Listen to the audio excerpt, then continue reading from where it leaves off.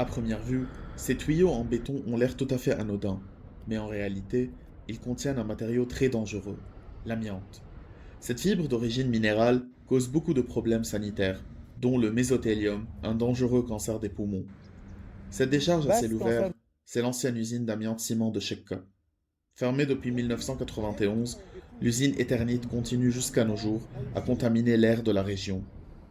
L'amiante va être normalement inhalée et du coup ça c'est si vous voulez comment en fait la population sera exposée à l'amiante. Essentiellement ça va être par inhalation. Et par suite ça sera alors les fibres d'amiante qui vont s'envoler ou bien vont être resuspendues dans l'air à cause du vent, des choses comme ça. Et cela, en fait, va amener les fibres jusqu'à la population. Ils vont, du coup, inhaler ça. Même encapsulé dans du béton, l'amiante pose toujours problème, surtout quand il est exposé à l'air libre, comme il en est le cas à Chekka.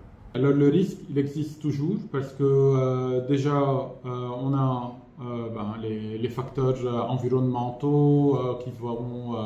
en fait, on aura une érosion de ce béton-là ou bien des produits qui sont amiantés.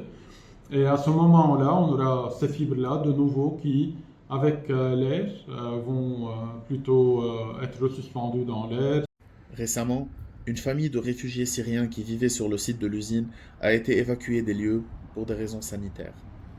Avec 64% d'anciens employés décédés, l'usine Eternit d'amiante-ciment à Chekka continue à faire des morts sans qu'aucune initiative de désamiantage ne soit prise.